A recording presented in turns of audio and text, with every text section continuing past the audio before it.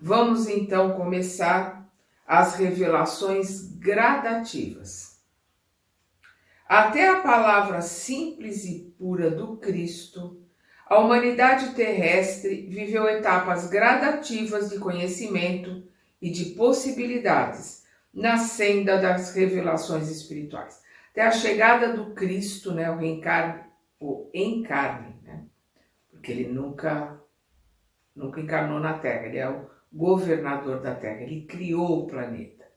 Mas até a chegada dele aqui no planeta, a humanidade viveu etapas gradativas, com ensinamentos que foram, digamos assim, compatíveis ao nível de entendimento daqueles que estavam recebendo. E alguns missionários se enrolaram, se perderam um pouco no visgo aqui da Terra, né? Nas ilusões aqui da Terra. Os milênios, com as suas experiências consecutivas e dolorosas, prepararam os caminhos daquele que vinha, não somente com a sua palavra, mas principalmente com a sua exemplificação salvadora. Ele não só trouxe a palavra, ele trouxe o exemplo. Ele nos mostrou como a vida deve ser vivida, como nós devemos tratar as pessoas. Nós devemos amar aos nossos irmãos como ele nos amou. E vamos lembrar que a lei de amar ao próximo como a ti mesmo, amar a Deus acima de todas as coisas e ao próximo como a ti mesmo, é de Moisés. É da primeira revelação, ele só ratificou. Mas a lei dele, o que ele colocou foi: amai-vos uns aos outros como eu vos amei. Nós não temos nem ideia do tamanho desse amor, da incondicionalidade desse amor do Mestre. E ele colocou uma tão difícil quanto: amai os vossos inimigos. Cada emissário trouxe uma das modalidades da grande lição de que foi teatro a região humilde da Galileia. Cada um dos missionários em cada parte do planeta trouxe um pouco dos ensinamentos que o Cristo levou, né, para aquela região tão simples, tão largada, assim, tão esquecida por ser muito pobre como a Galileia. É por esse motivo que numerosas coletividades asiáticas não conhecem a lição direta do Mestre, mas sabem do conteúdo da sua palavra em virtude das próprias revelações do seu ambiente e, se a Boa Nova não se dilatou no curso dos tempos pelas estradas dos povos, é que os pretensos missionários do Cristo, nos séculos posteriores aos seus ensinos, não souberam cultivar a flor da vida e da verdade, do amor e da esperança, que os seus exemplos haviam implantado no mundo. Então, o que ele está colocando aqui? Que embora os países asiáticos não tenham recebido os ensinamentos do Cristo, eles receberam os seus prepostos, os seus missionários. E os ensinamentos do Cristo não se propagaram mais, como ele está dizendo aqui, né? Se a Boa Nova não se dilatou no curso dos tempos pelas estradas dos povos, é que os pretensos missionários do Cristo, nos séculos posteriores aos seus ensinos, aqueles que vieram depois do Cristo, não souberam cultivar a flor da vida e da verdade, não souberam cultivar os seus ensinamentos, deturpar os seus ensinamentos.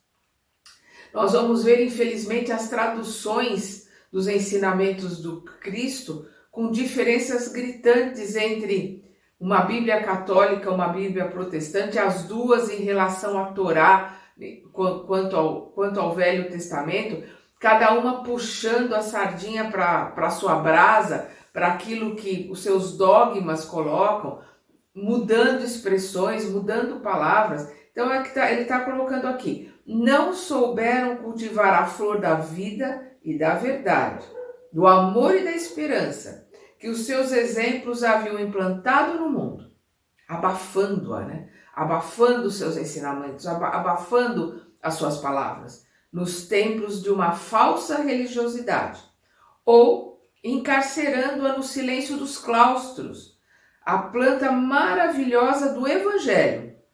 O Evangelho é a boa nova, né? São os ensinamentos do Mestre. Foi sacrificada no seu desenvolvimento e contrariada nos seus mais lídimos, nos seus mais legítimos objetivos. Vamos lembrar que Evangelho, que é o Evangelho, ele era como os reis anunciavam, como os reis tinham que ser, os Césares, né, tinham que ser adorados como deuses. E o Evangelho que os Césares mandavam, ou seja, a boa notícia, a notícia daquele que era o Senhor e que devia ser adorado como Deus, era trazida pelos arautos e pregada em todos os lugares. Por isso que os ensinamentos do Cristo também foram chamados de Boa Nova, de Evangelho. Os seus ensinamentos vieram trazer a Boa Nova, a mudança, a alegria, a esperança para todos aqueles que sofriam naquela época e que sofrem hoje. Para todos aqueles que queriam aprender e se modificar. Infelizmente, muitos dos que vieram depois do Cristo enclausuraram esses ensinamentos nos claustros, transformaram esses ensinamentos, deturparam, né? Nós vamos ver as cruzadas que foram matar em nome de Jesus, mas na realidade eles queriam roubar o ouro, queriam terras, queriam riquezas. E se enganavam dizendo que estavam fazendo aquilo para eliminar aqueles que não acreditavam no Mestre Jesus. Não é verdade. Maomé era um preposto, um missionário de Jesus que também teve os seus problemas pela influência do meio, pela época, pelas colocações da época. Mas trouxe ensinamentos fantásticos. Quem já leu o Corão são ensinamentos maravilhosos, são os ensinamentos do Mestre com outro nome, não importa, mas são os ensinamentos. Nós vamos ver depois disso, depois das cruzadas, nós vamos ver a Inquisição, que foi um horror, uma coisa medonha. Até hoje, a Europa, né, e países do Oriente não podem ouvir falar do cristianismo. Nós vamos ver livros que estão sendo traduzidos. O professor, eu adoro o professor Severino Celestino, ele traduziu junto com outras pessoas o Evangelho segundo o Espiritismo e o Livro dos Espíritos e o Evangelho segundo o Espiritismo para o hebraico. Mas eles tiveram cuidado de não colocar a palavra cristianismo, colocar os seguidores do Cristo. Porque a palavra cristianismo ela tem uma conotação que arrepia os povos orientais pelo sofrimento que eles tiveram. Os lugares da Europa que passaram pela Inquisição têm lembranças que estão lá no inconsciente. Então a gente, infelizmente, se cometeram horrores em nome do Cristo, deturpando completamente os seus ensinamentos de amor. Vamos ver agora aqui a preparação do cristianismo. Vamos lembrar que a palavra cristão, nós vimos no livro Paulo e Estevão, quem sugeriu foi Lucas, né? Porque todos eles eram chamados de homens do caminho. E aí o Lucas coloca, né? Em vez de homens do caminho, por que não homens do Cristo? Por que não cristãos? E foi aí a primeira vez que se colocou e passou a se intitular os seguidores do Cristo de cristãos. As lições da Palestina foram, desse modo, precedidas de laboriosa e longa preparação na intimidade dos milênios.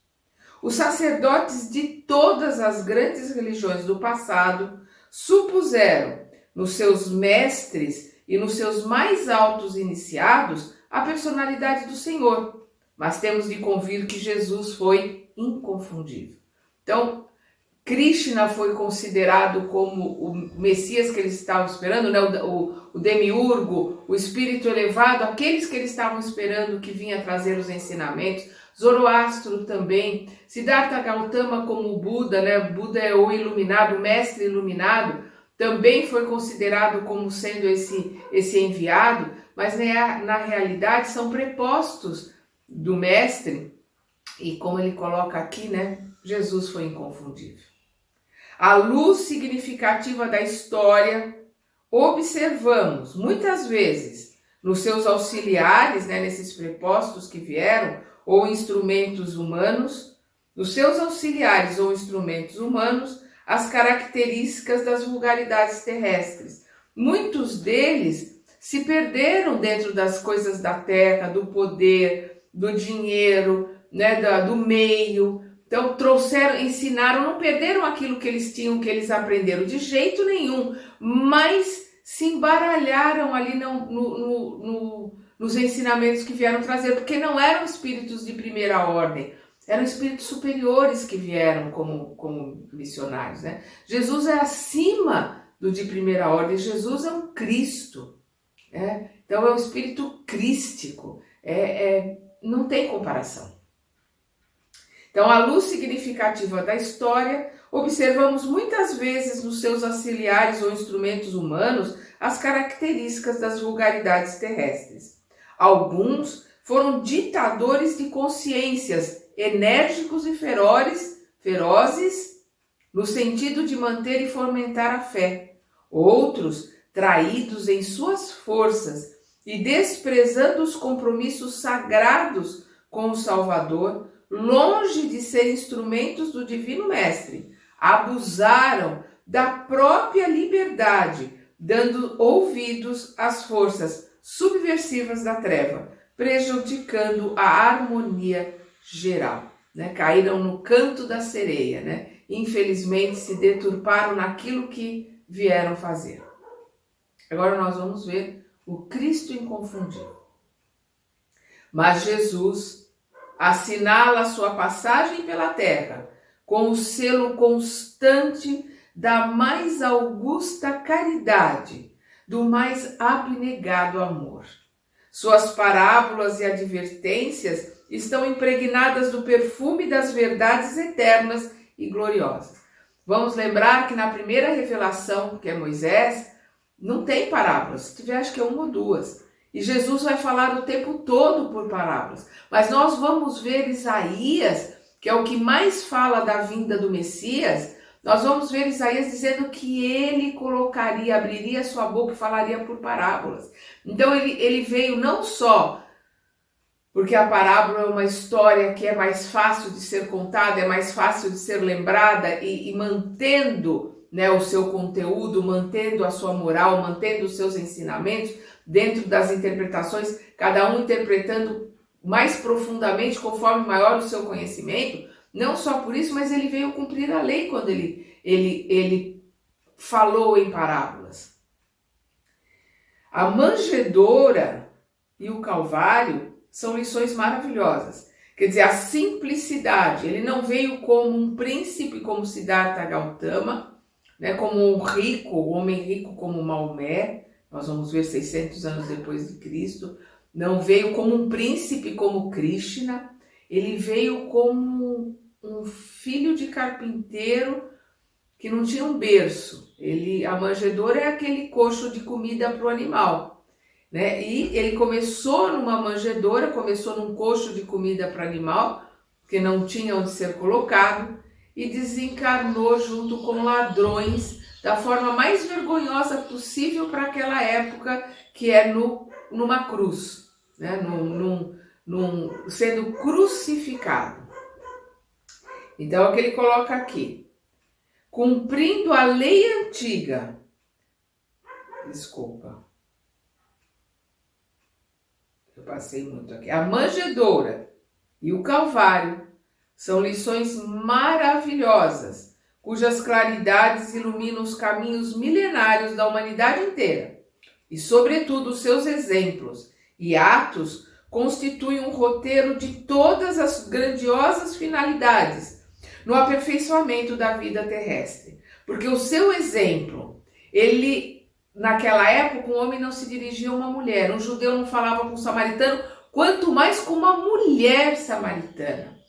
Os homens não se aproximavam, os mestres, era um rabino, né? Um mestre, um rabi.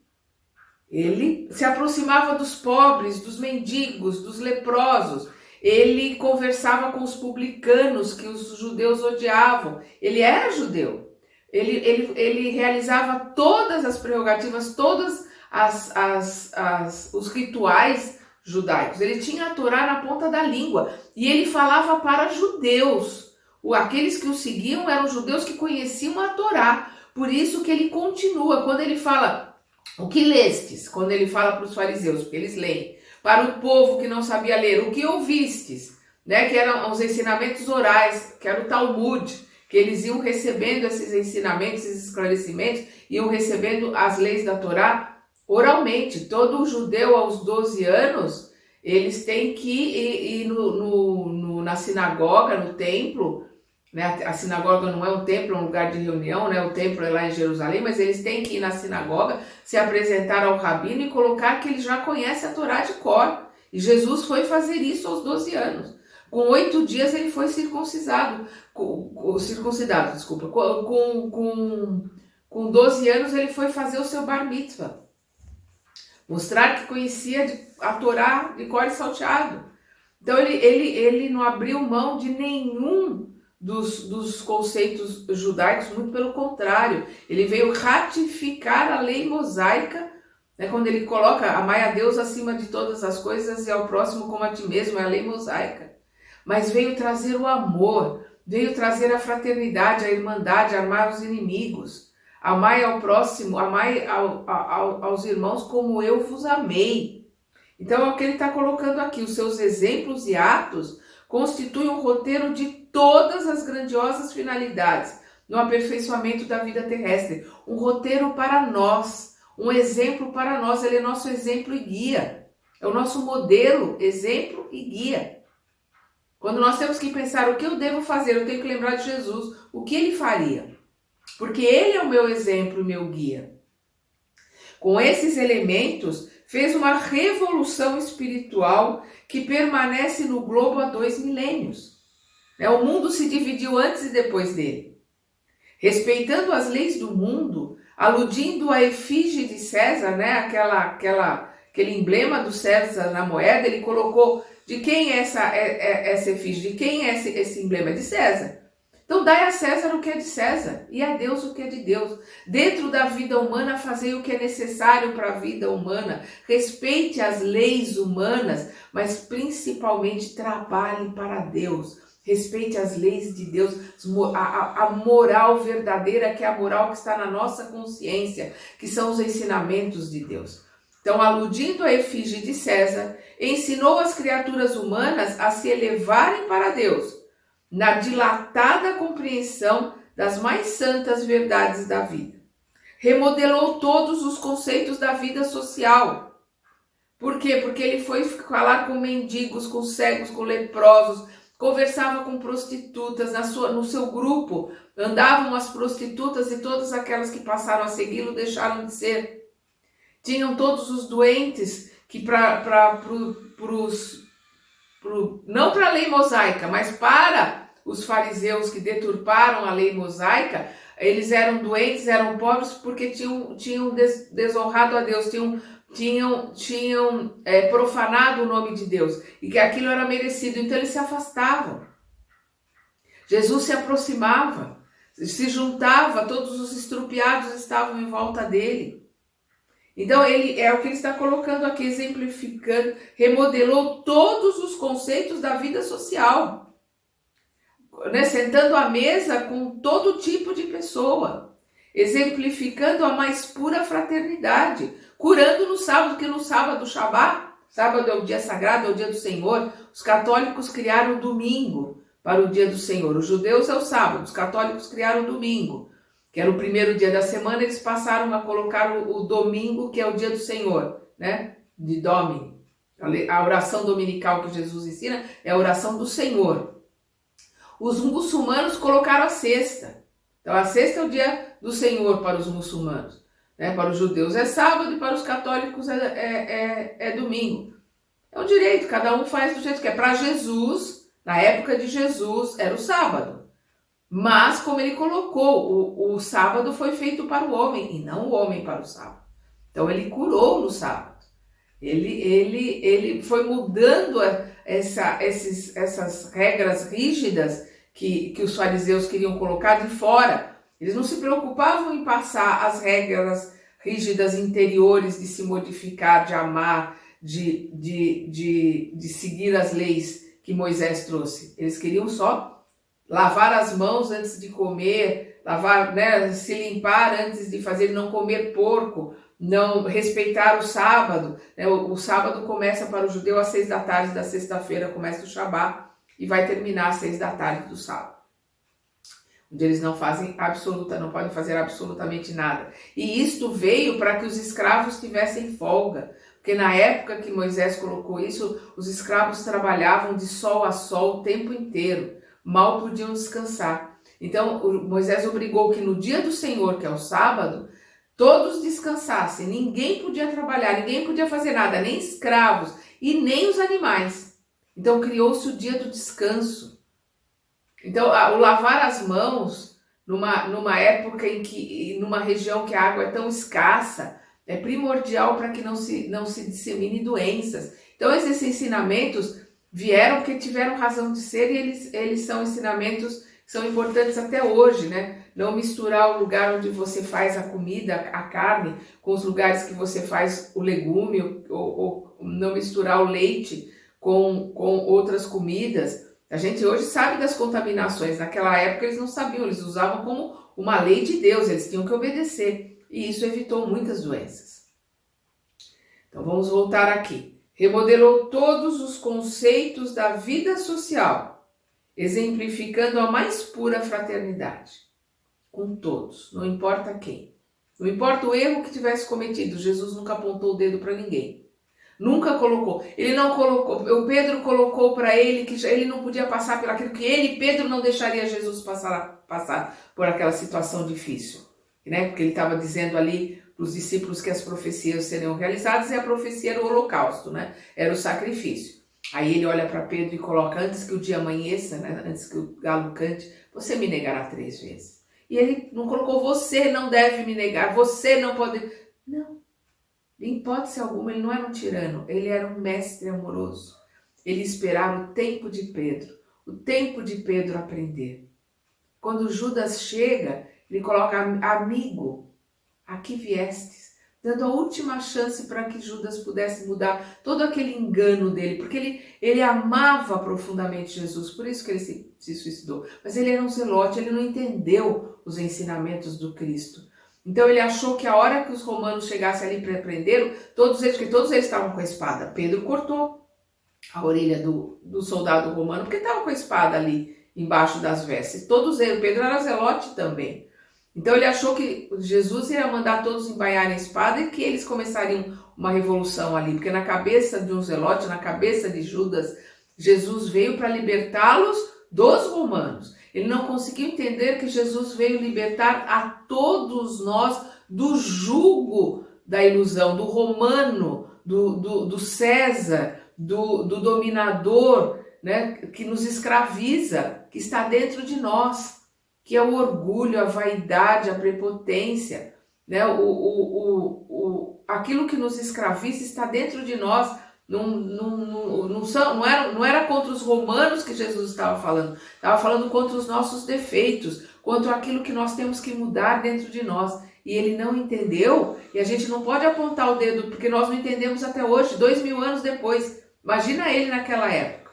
Hoje é um espírito elevadíssimo, todos nós sabemos disso.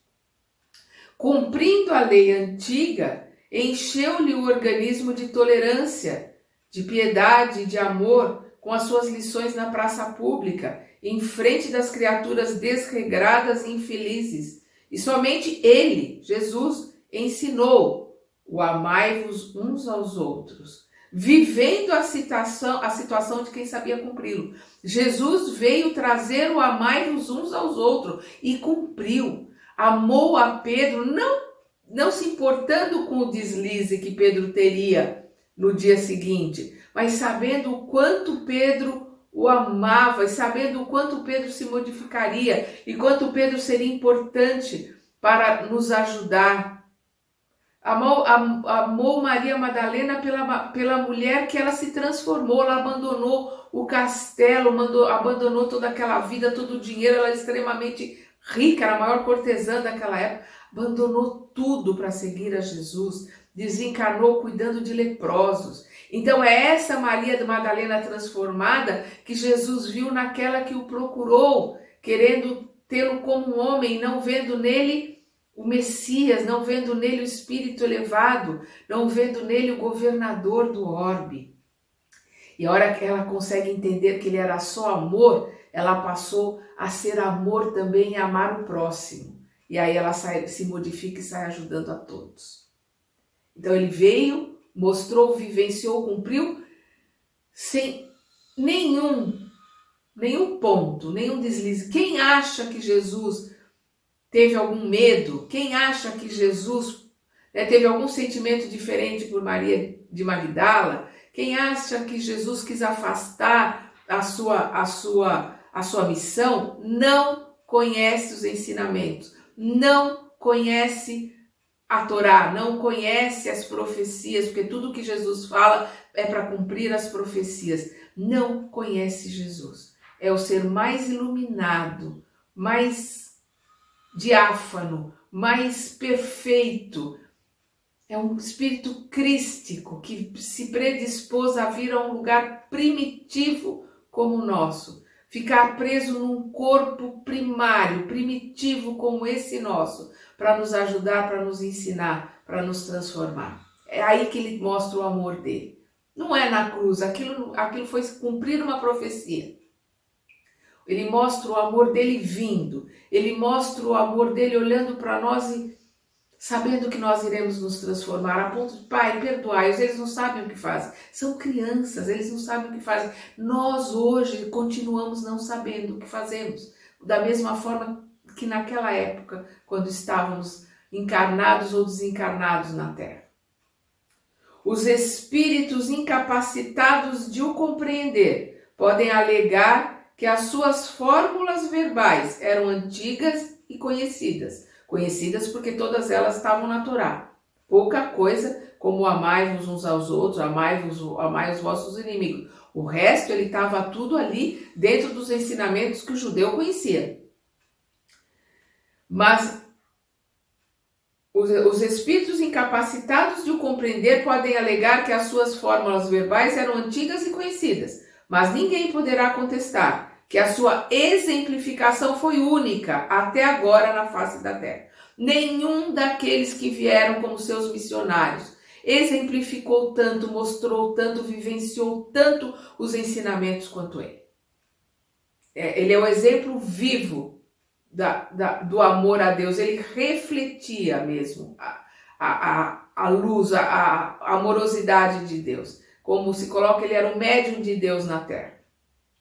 A maioria dos missionários religiosos da antiguidade se compunha de príncipes, de sábios, como Sócrates, ou de grandes iniciados, que saíam da intimidade confortável dos palácios e dos templos. Mas o Senhor da semeadura e da seara era a personificação de toda a sabedoria, de todo o amor. E o seu único palácio era a tenda humilde de um carpinteiro, onde fazia questão de ensinar à posteridade que a verdadeira aristocracia deve ser a do trabalho, lançando a fórmula sagrada, definida pelo pensamento moderno como o coletivismo das mãos, aliado ao individualismo dos corações.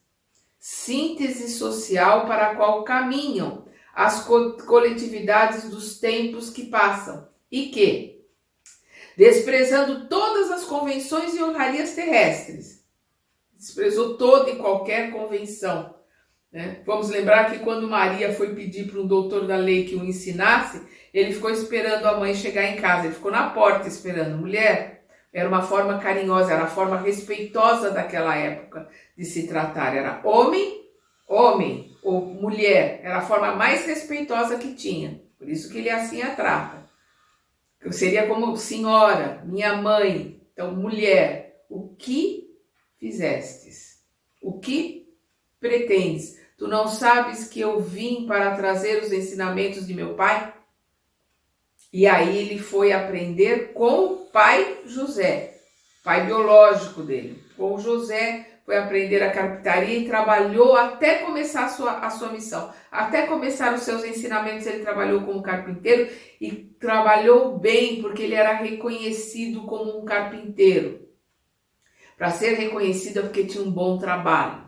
É óbvio que tudo aquilo que ele foi fazer, ele fez bem, bem feito, porque ele é o nosso exemplo, modelo e guia de como a gente deve se comportar na terra. Por isso que a gente fala que na oração que o Jesus nos ensinou, que é a oração do Senhor, oração dominical quer dizer oração do domínio do Senhor, quando ele diz que que seja feita a vossa vontade, assim na terra como no céu. A terra é o plano material, é a materialidade. No céu é o plano espiritual, é o nosso caminho, a nossa vida espiritual. Então, quando nós pedimos que se cumpra a tua vontade em todas as coisas da terra e que se cumpra a tua vontade em todas as coisas espirituais, no céu, né? O céu está dentro de nós. Então, ele nos traz todos os ensinamentos. E desprezando todas as convenções e honrarias terrestres, preferiu não possuir pedra onde repousasse o pensamento dolorido, a fim de que aprendessem os seus irmãos a lição inesquecível do caminho, da verdade e da vida. Então nós temos que, ele colocou, a raposa tem a sua toca, as aves têm o seu ninho, e o filho do homem, porque também é uma expressão, né? O filho do homem não tem uma pedra para repousar a cabeça. E é esse o exemplo que ele quis passar para todos nós, o desapego. Não se apegar à ilusão do mundo, não se apegar às coisas do mundo. Isso é muito importante que a gente entenda. Ele quis demonstrar isso o tempo todo aos seus discípulos, que depois do Pentecostes se transformaram em apóstolos, aqueles que iam divulgar os seus ensinamentos. A gente não pode esquecer, quando ele desceu do Sermão do Monte, o Judas virou para ele e falou que Senhor, nós precisamos de dinheiro para poder realizar alguma coisa. Ele fala, faça o que você acha que deve ser feito. E aí ele saiu recolhendo, ele recolheu moedinhas, é óbvio, né? Mendigos, pobres, pescadores. Aí ele vem com um saquinho ali com poucas moedas, ele fala, Senhor, né? Como quem diz, olha que miséria, olha, não tem nada aqui. Aí Jesus fala para ele, cuidado, porque você pode se perder, você pode se deixar levar por um simples punhado de moedas. Então ele estava ali, alertando Judas do que o interesse não era o fato dele ter vendido por 30 moedas. 30 moedas era o preço de um escravo naquela época. Não é essa a questão. E a ideia de Judas não era que Jesus fosse preso, a ideia de Judas é que houvesse uma revolução. Mas mostrar para o Judas que aquele apego que ele tinha ao mundo, de que ele precisava de príncipes e de pessoas ricas para que Jesus pudesse... É óbvio, ele queria uma revolução, para ter uma revolução tinha que ter dinheiro. E Jesus queria uma revolução interior, e ele não conseguia entender isso. Então Jesus coloca para ele, né, o peso do mundo, o peso do saquinho de moedas do mundo pode arruinar com ele. Embora seja um simples saquinho, pode acabar com ele como acabou com ele. Como acaba conosco. Quando a gente sacrifica tudo que a gente tem para aprender, tudo que a gente tem para assimilar aqui nesse planeta, para poder voltar para nossa verdadeira vida melhor, a gente sacrifica tudo para ter algo que é perecível, que as traças vão comer, que a ferrugem vai acabar com ela. Que qualquer terremoto, maremoto, ou que qualquer guerra perde tudo, destrói tudo. Qualquer doença, qualquer sofrimento, que no desencarne nós não vamos levar nada disso. O que nós vamos levar é aquilo que nós aprendemos. É os amores que vivemos, é os sentimentos nobres que temos, é a transformação que fizemos interiormente. Isso nós vamos levar conosco e ninguém nos tira para a eternidade. É isso que nós temos que correr atrás. É isso que nós temos que buscar, esse aprendizado e essa transformação. E aí nós vamos, no próximo estudo, estudar a Grécia e a missão de Sócrates, porque Sócrates é um dos prepostos do mestre, um dos prepostos que trouxe os ensinamentos profundos, 400 anos antes da vinda do mestre. Vamos conhecer Sócrates no nosso próximo estudo. Até lá!